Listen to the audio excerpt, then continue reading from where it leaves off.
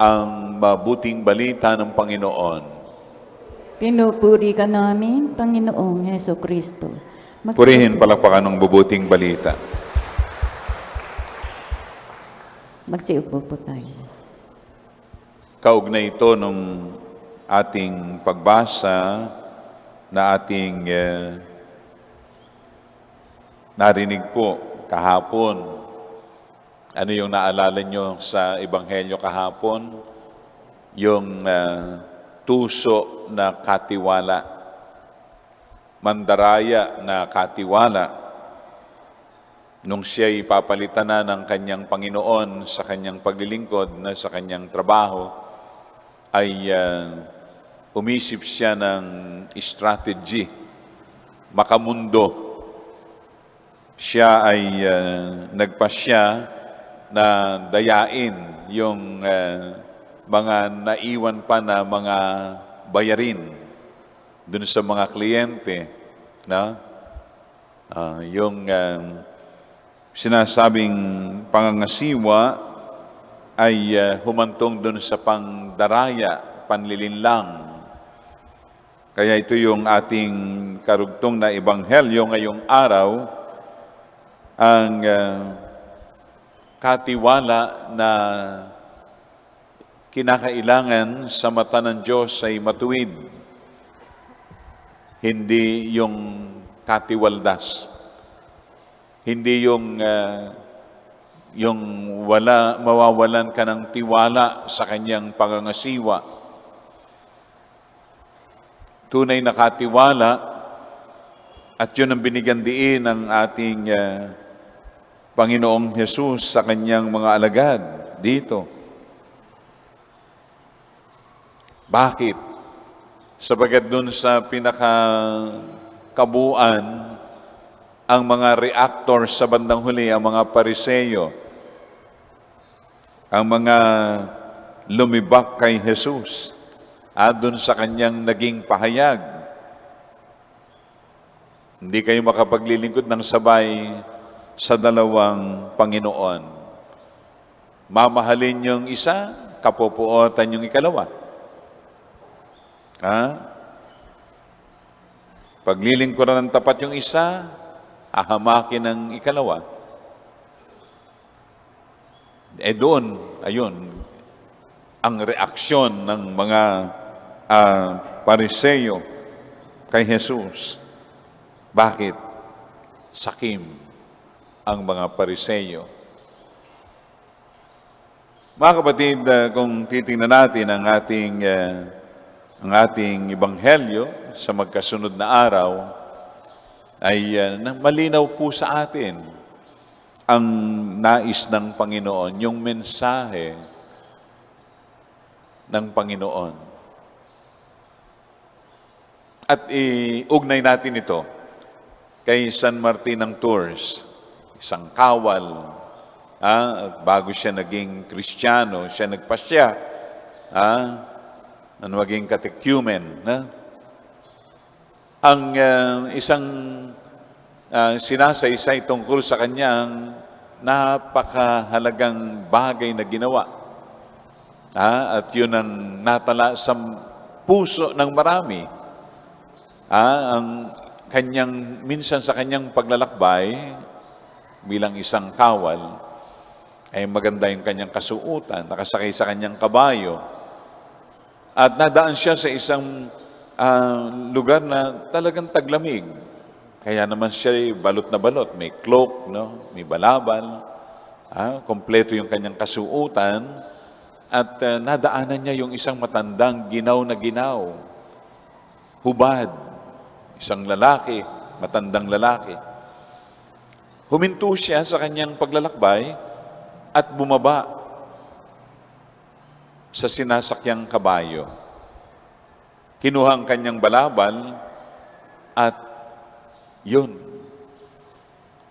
kumuha ng bahagi ng kanyang balabal, malaki yung balabal, ibinalot doon sa ginaw na matandang lalaki. At sa kanyang pakikipag-usap sa anghel ng Panginoon nung kinagabihan, ang sabi ng Panginoon, Sabi ng Panginoon, yan si Martin ang nagbihis sa akin, ang nagbalabal sa aking katawan. Ano ba yung mga pinagkakatiwala sa atin ng Diyos, mga kapatid? Naalala ko rin yung kwento ni San Lorenzo na diakono. Sabi niya, harap sa akin ang kayamanan ng simbahan. Dinala yung pingkaw, mga mahirap, mga pobre, ang mga may sakit, may karamdaman, yung mga walang lakas sa simbahan.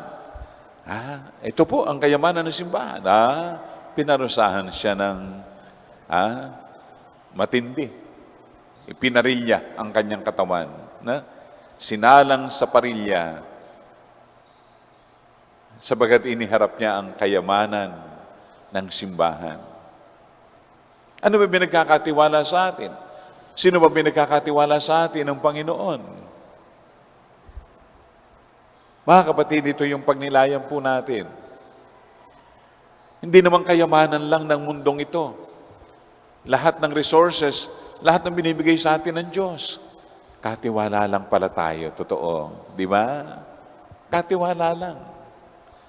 Balikan natin yung lagi kong binabanggit. Kasi pinag-uusapan din natin yung mga kaluluwa. Ngayong Nobyembre, di ba? At pinagdadasal natin, lalo yung mga walang makaalalang sila ipagdasal. Isama nyo na po yung mga walang makaalala sa kanila, kaya sa dasal natin, sa lahat ng mga kaluluwang walang nakakaalala. Pinagkatiwala sa atin ang lahat. Meron bang inilibing na may baon? Sige nga. Meron bang binaon, Ate Fe? Dala ba yung passbook? Dala ba yung mga titulo ng lupa na ipinundar? Sige nga, pinabaon nyo ba yan? Kung magpapabaon kayo, Ate Mirna, hahanapin niya ng mga magnanakaw. Hahanapin.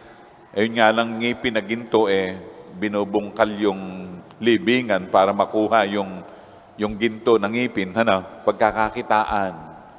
Marami nangangahoy sa sementeryo, di ba?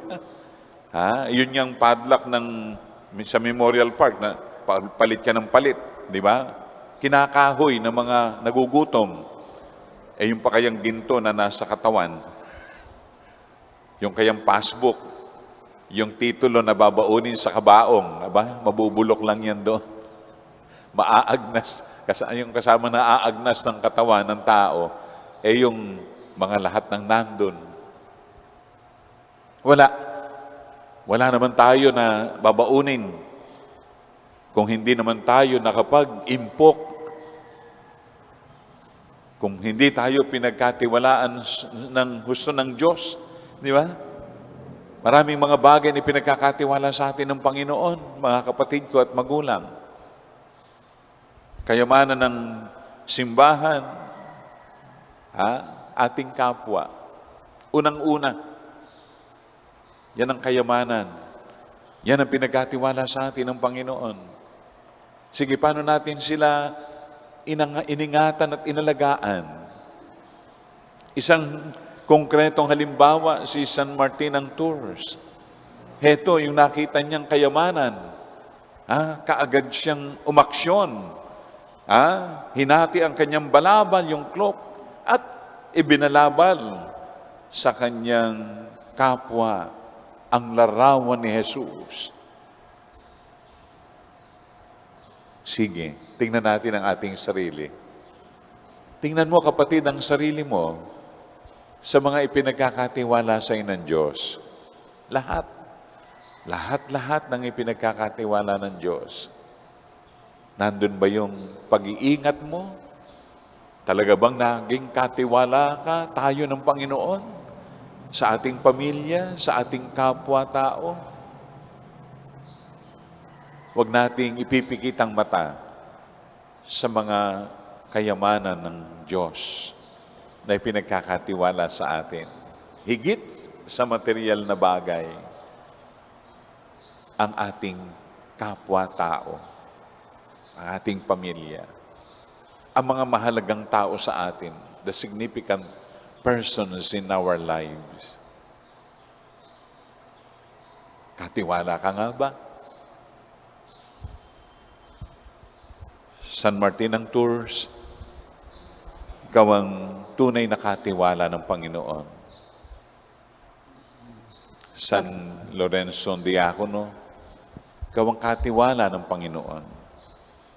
Sana tayong lahat maging katulad ni na San Martin ng Tours, San Lorenzo na Diacono. Panalangin niyo kami sa mga pagkakataong ang ipinagkakatiwala sa amin ng Diyos, aming napabayaan. Amen.